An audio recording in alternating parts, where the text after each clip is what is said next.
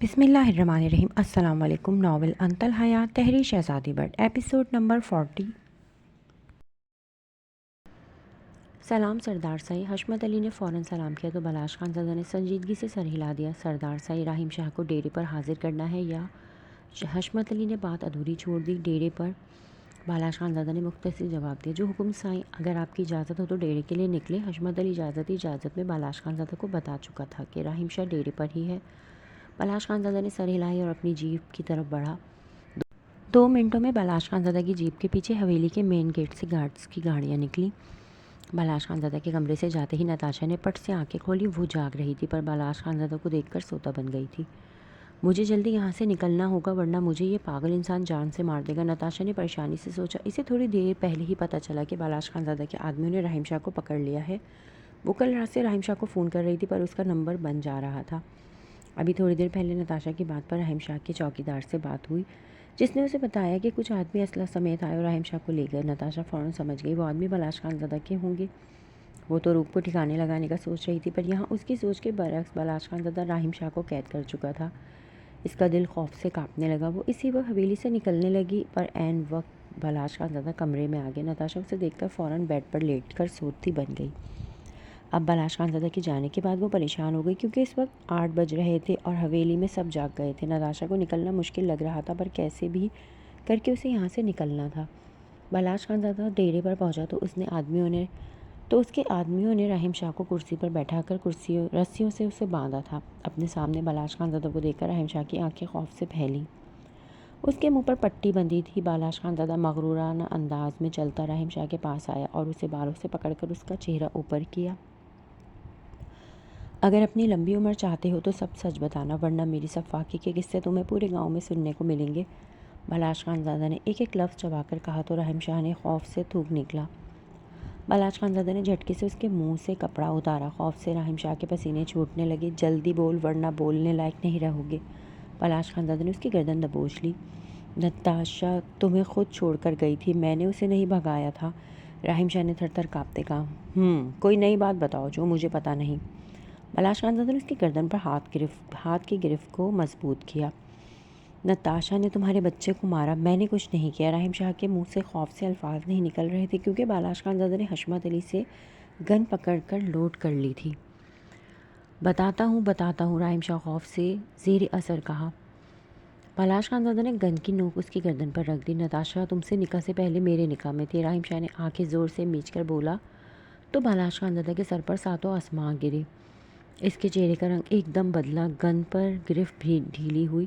क्या बकवास कर रहे हो तुम? वो आज भी मेरे निकाह में, हमने निकाह किया था। बालाश खानज़ादा ने गुस्से से राहिम शाह के बालों को मुट्ठी में दबोच लिया। मैं सच कह रहा हूँ, वो पहले से ही मेरे निकाह में थी। उस दिन जब मैं उसके साथ छेड़खानी कर रहा था वो उस वक्त मेरे निकाह में थी और तुम समझे मैं लड़की को छेड़ रहा हूँ जबकि वो लड़की मेरी बीवी थी। तुम्हारे जाने के बाद नताशा ने मुझसे माफ़ी मांगी क्योंकि उसकी वजह से तुमने मुझ पर हाथ उठाया था। मुझे तुमसे अपनी बेइज्जती का बदला लेना था, इसलिए मैंने नताशा से कहा कि वो तुम्हें अपनी मोहब्बत के जाल में फंसाए। नताशा फ़ौरन ही मान गई और तुम्हारे पीछे लग गई और उस दौरान नताशा तुम्हारी पर्सनैलिटी से काफ़ी मुतासिर हो चुकी थी, इसलिए उसने मुझे बिना बताए तुमसे निकाह कर लिया और तुम लोग गांव शिफ्ट हो गए। जबकि नताशा पहले से ही मेरे निकाह में मौजूद थी, मैं शौहर था इसका, लेकिन उसके बावजूद उसने तुमसे निकाह कर लिया। मैंने नताशा को काफ़ी ब्लैकमेल किया लेकिन वो मुझे यही कहती रही कि वो मेरा बदला ले रही है और उसने मेरा बदला लेने के लिए ही बालाश खानज़ादा से निकाह किया है। पर असल में वो तुम्हारी हवेली और तुम्हारे साथ इस पूरे गांव पर राज करना चाहती थी। लेकिन एक दिन मेरी बर्दाश्त जवाब दे गई और मैंने नताशा से साफ कह दिया कि मैं बालाश खानज़ादा को सच बताने वाला हूँ। नताशा काफ़ी डर गई, इसलिए उस रात वो हवेली से चुपचाप निकल गई। लेकिन जैसे ही वो मेरे पास आई वो माँ बनने वाली थी तुम्हारे बच्चे की। मैंने जैसे ही नताशा पर काफ़ी तशद्दुद किया, मारपीट की, लेकिन उस दौरान भी तुम्हारे बच्चे को कुछ नहीं हुआ। जब नताशा की तबीयत थोड़ी संभली तो वो खुद ही हॉस्पिटल जाकर अबॉर्शन करवा आई। मैं और नताशा 2 साल एक दूसरे के साथ रहे लेकिन अब नताशा का दिल मुझसे भी भर चुका था, इसलिए वो मुझे भी चकमा देकर भाग गई। मैं तुम्हारे पास खुद आना चाहता था, तुम्हें सब बताना चाहता था कि नताशा तुम्हारे पास फिर किसी मकसद से आई है, लेकिन मैं डर गया था तुम मुझे जान से मार दोगे। बालाश खानज़ादा जैसे जैसे सुन रहा था उससे खड़े रहना मुश्किल हो रहा था। पर सच यही है, नताशा ने निकाह पर निकाह किया है और इसी ने तुम्हारे बच्चे को मारा है। वो तो मेरी भी ना बन सकी, कभी मुझे छोड़कर तुम्हारे पास तो कभी तुम्हें छोड़कर मेरे पास, और अब फिर मुझे छोड़कर वो तुम्हारे पास आ गई है। राहिम शाह बात करते वक्त फिर खुद भी रो पड़ा। मैं मानता हूँ बलाश, मैं तुम्हारा गुनहगार हूँ। मैं बस तुमसे अपनी बेइज्जती का बदला लेना चाहता था, इसलिए मैंने नताशा को तुम्हारे पीछे लगाया। पर मैं कसम खाता हूँ, मुझे तुम दोनों के निकाह का तब पता चला जब देर हो चुकी थी। मैंने नताशा से रब्ता किया और वो मुझे झूठे दिलासे देने लगी। वो मेरा तुमसे बदला ले रही है और मैं बदला लेने के नशे में ये तक ना समझ पाया कि वो मेरी बीवी है और अब निकाह पे निकाह कर चुकी है। जब नताशा मुझे छोड़कर तुम्हारे पास आई तो मैं डर गया था। पता नहीं इसने तुमसे क्या कहा होगा और तुम मुझे मार डालोगे। बस इसी वजह से मैं दुबई भाग गया। राहिम शाह पूरी बात करके ख़ुद तो खामोश हो गया, पर बलाश खानज़ादा के अंदर तूफ़ान उठ रहे थे। वो इतने महीनों तक हराम रिश्ते में था और इससे खबर तक ना हो सकी। बलाश खानज़ादा के दिमाग में टीसे उठने लगी। उसका चेहरा जब से इतना सुर्ख हो गया कि राहिम शाह का भी दिल खौफ से कांपा। बलाश खानज़ादा के अंदर भांपड़ चलने लगी। उसका सर बुरी तरह घूमने लगा। उसने दोनों हाथों से अपना सर थाम लिया। हशमत अली ने आगे होकर बलाश खानज़ादा को संभाला। वो लड़खड़ा कर गिरने ही वाला था। सरदार साईं संभालें खुद को। हशमत अली की आवाज़ पर बलाश खानज़ादा ने गुस्से से सुर्ख आंखें खोली और एक नज़र राहिम शाह के खौफज़दा चेहरे पर डालकर झटके से मुड़ा। वो जीप में बैठा और गाड़ी हवेली के रास्ते पर डाल दी। गांव के ऊंचे नीचे रास्तों पर वो बहुत रश ड्राइविंग कर रहा था। हशमत अली गार्ड्स के साथ बलाश खानज़ादा के पीछे गया। 15 मिनट का रास्ता बलाश खानज़ादा ने 5 मिनट में तय किया। जीप उसने गेट के बाहर रोकी और तेज़ कदमों से चलता हवेली के अंदर आया। गेट पर बैठा चौकीदार भी बलाश खानज़ादा को गुस्से में देखकर कांपने लगा। बलाश खानज़ादा सीधा लाउंज में आया, जहाँ नताशा पहले से ही मौजूद थी। वो हवेली से निकलने के लिए पर तोल रही थी, क्योंकि जिस रात रूप को बलाश खानज़ादा ने थप्पड़ मारा था, उस रात उसने हशमत अली से कहकर सिक्योरिटी सख्त करवा दी थी कि हवेली की कोई भी औरत उससे इजाज़त लिए बगैर हवेली से ना निकले। लाउंज में खानम बीबी चाय पी रही थी। रबाब और अलीना खानम बीबी के पास बैठी बातें कर रही थी, जबकि नताशा भी वहाँ आकर खड़ी हुई थी और सोच रही थी वो क्या बहाना बनाकर हवेली से निकले। बलाश खानज़ादा बिपरे हुए शेर की तरह नताशा की तरफ लपका और उल्टे हाथ का थप्पड़ उसके गाल पर पूरी कुव्वत से मार दिया। नताशा मुंह के बल ज़मीन पर गिरी। खानम बीबी, रबाब और अलीना बलाश खानज़ादा को इस कदर गुस्से में देखकर चुप की चुप रह गई। थप्पड़ इतना शदीद था, नताशा का सर एकदम चकराया, होठ से खून निकलने लगा और बलाश खानज़ादा की उंगलियों के निशान उसके गाल पर छप गए। उसने गाल पर हाथ रख के खौफ से बलाश खानज़ादा की तरफ देखा, जिसकी आंखों से शरारे निकल रहे थे। घटिया औरत, मैं कभी सोच भी नहीं सकता था तुम इस कदर बेशरम और घटिया निकलोगी। बलाश खानज़ादा बोला नहीं दहाड़ा था। उसकी दहाड़ पर सब रूम से बाहर निकल कर आ गए। रूप जो बेड पर बैठी रो रही थी, बलाश खानज़ादा की आवाज़ पर आंसू साफ करती कमरे से बाहर निकली और रेलिंग पर झुककर नीचे देखने लगी, जहाँ नताशा फर्श पर बैठी थी और बलाश खानज़ादा उसकी तरफ बढ़ रहा था। रूप के देखते ही देखते बलाश खानज़ादा ने नताशा को बालों से पकड़कर खड़ा किया। उसकी गिरफ्त इस कदर मजबूत थी कि नताशा को लगा उसके बाल जड़ से उखड़ जाएंगे। बलाश, क्या हुआ है? क्यों मारपीट कर रहे हो? औरतों पर हाथ उठाना कब से लग गए तुम? शारिक खानज़ादा ने गुस्से से कहा, क्योंकि बलाश खानज़ादा ने उस रात रूप पर भी हाथ उठाया था। औरत नहीं बाबा साहब, ये औरत नहीं, घटिया औरत है। इसने मुझे धोखा दिया। अभी तो बस इसे एक थप्पड़ पड़ा है, मैं तो इसे दर्दनाक मौत देने वाला हूँ। बलाश खानज़ादा ने अभी नताशा को बालों से पकड़ा हुआ था। दर्द से उसके आंसू निकल पड़े थे, जबकि बलाश खानज़ादा की बात पर सबके दिल खौफ से लर्जे। ऊपर खड़ी रूप भी खौफ से काँप उठी। बलाश, मुझे माफ़ कर दे, नताशा ने रोते हुए कहा तो बलाश खानज़ादा इस्तज़ाहिया अंदाज में हंसा। बेवकूफ़ औरत, तुम मुझसे गुनाह करवाती रही, मुझसे जना करवाती रही। मुझे तुमने गुनाहगार कर दिया, मुझे नापाक कर दिया और चाहती हूँ मैं तुम्हें माफ़ कर दूँ। बलाश खानज़ादा नताशा के मुंह पर पंखारा तो सब उसके अल्फाज पर हैरत से उसे देखने लगे। क्या कह रहे हो बलाश पुत्र? किस गुनाह की बात कर रहे हो? खानम बीबी का दिल अनजाने से खौफ से कांपने लगा। खानम बीबी के पूछने पर बलाश खानज़ादा ने नताशा को झटके से धक्का दिया तो वो फिर से ज़मीन पर गिरी। ये मुझसे पहले भी किसी के निकाह में थी, इसने मेरे साथ निकाह पर निकाह किया। बलाश खानज़ादा के अल्फाजों पर सबके सरों पर धमाका हुआ। सब एकदम सख्ते में चले गए। रूप की आंखें फटी की फटी रह गई। वो अपनी जगह साकित खड़ी रह गई, जबकि नताशा सर झुकाए आंसू बहाने लगी। ये तुम क्या कह रहे हो बलाश खान? शारिक खानज़ादा ने सख्ते की कैफियत में कहा, बाबा साईं, मुझसे गुनाह हो गया। ये मुझ पर हराम थी, मैं इतने महीने हराम करता रहा। इसने मेरे बच्चे को भी मार डाला। बलाश खानज़ादा का जब जवाब दे गया, वो अपने बाल मुट्ठी में जकड़े बेकाबू हो गया। यूसुफ खानज़ादा और महबूब खानज़ादा ने आगे होकर उसे संभाला। रूप खुद अभी भी सख्ते में थी। उसका दिल चाहा वो भागकर बलाश खानज़ादा के सीने से लग जाए और उसके आंसू पी जाए। बलाश खानज़ादा गुस्से से लब भीजे फिर से नताशा की तरफ बढ़ा। क्यों किया तुमने मेरे साथ ये सब? क्यों मुझे नापाक किया? क्यों मुझसे गुनाह करवाती रही? बोलो। बलाश खानज़ादा ने नताशा को जबड़े से पकड़कर खड़ा किया और एक और थप्पड़ उसके गाल पर मारा। रूप ने चीख रोकते मुंह पर हाथ रख लिया। सब हवेली वालों ने अफसोस से नताशा की तरफ देखा, जो बलाश खानज़ादा की सफाके का निशाना बनी। बलाश, मुझे माफ़ कर दे, मैं जानती हूँ मैंने गलत किया, पर वो राहिम शाह, वो मुझ पर जुल्म करता था।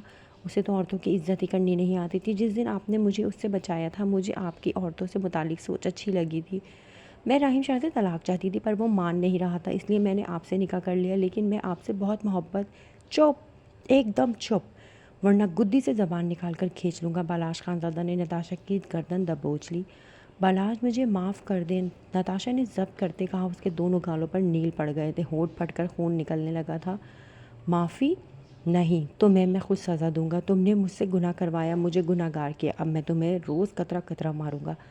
तुम तरसोगी, तड़पोगी, पर तुम्हें मौत नहीं मिलेगी। बालाश खानज़ादा नताशा को बाजू से खींचकर हवेली के तहखाने में ले गया, जो पिछले 20-25 सालों से बंद पड़ा था। रूप खौफ से काँप रही थी, क्योंकि जब वो हवेली आई थी तो महबूब खानज़ादा ने तहखाने के मुतालिक रूप को काफ़ी डराया था कि वहाँ बालाश लाला ने सांप और बिच्छू पाल रखे हैं। जिसका गुनाह या गलती काबिल माफ़ी ना हो, बालाश लाला उसे हवेली के तहखाने में फेंक देते हैं। रूप को महबूब खानज़ादा की कई बातें याद आईं। वो खौफ से लरजने लगी। उसने सुना था बालाश खानज़ादा सफ़ाक सरदार है, आज उसने देख भी लिया था। वो कहीं से भी रूप का बालाश नहीं लग रहा था। जो उसके आगे पीछे घूमता था, उसके नाज नखरे और चोचले करता था, और जो रूप के पीछे घूमकर उससे माफ़िया मांगता था, इस गांव का सफ़ाक सरदार बालाश खानज़ादा, जो नताशा को उसके गुनाह की सज़ा दे रहा था। वो गुनाह जो नताशा बालाश खानज़ादा से भी करवाती रही। बालाश, मुझे माफ़ कर दें, मैंने सब आपकी मोहब्बत में किया। मैं आज भी आपसे बेहद मोहब्बत करती हूँ, और मैं जानती हूँ आप भी मुझे याद करते थे। प्लीज़ मुझे माफ़ कर दें। बालाश खानज़ादा नताशा का हाथ पकड़ के उसे खींचते तहखाने में ले जा रहा था, और नताशा उसकी मिन्नतें कर रही थी।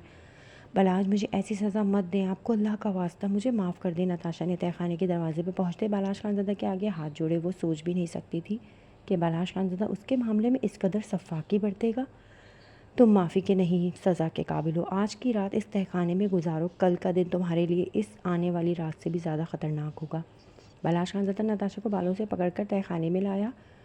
नहीं बालाश, मुझे माफ़ कर दें, मैं आपकी और रूप की ज़िंदगी से दूर चली जाऊंगी, मुझे माफ़ कर दें। नताशा ने बालाश खानज़ादा के पाँव पकड़ लिए। मुझसे तुम गुनाह करवाती रहीं, मुझे तुम नापाक करती रहीं, और अब मुझसे माफ़ी की उम्मीद लगा रही हो। अगर तुम औरत नहीं होती तो मैं जो तुम्हारे साथ करता ना, खुदा की कसम, पूरे गांव की गलियों में तुम्हें संसार करता। बालाश खानज़ादा की बात पर रूप के रोंगटे खड़े हो गए। नहीं, मैं, आप तो ऐसे नहीं थे, मुझसे मोहब्बत करते थे। नताशा को तहखाने से खौफ आ रहा था। घूप अंधेरा था, रोशनी खुले दरवाजे से अंदर आ रही थी। अभी दरवाज़ा बंद हो जाना था तो रोशनी कहीं से भी कोई किरण नहीं मिलनी थी। मुझे तुमने औरत ज़ात से नफ़रत करवा दी है। क्या बिगाड़ा था मैंने तुम्हारा? किस गुनाह की सज़ा बनकर तुम मेरी ज़िंदगी में आई? जी तो चाह रहा है तुम्हारी बोटियाँ कर दूँ। बालाश खानज़ादा ने नताशा का गला दबोच लिया। सच तो ये है, आपने मुझसे कभी मोहब्बत की ही नहीं।